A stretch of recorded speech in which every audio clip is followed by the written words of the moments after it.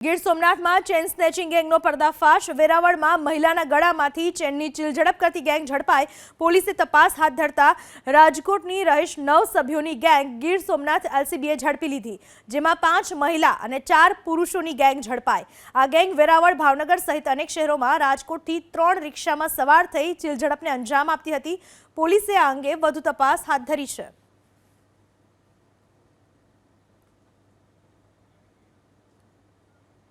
ગીર સોમનાથમાં chain snatching ગેંગનો પર્દાફાશ। વેરાવળમાં મહિલાના ગળામાંથી ચેનની ચીલઝડપ કરતી ગેંગ ઝડપાઈ।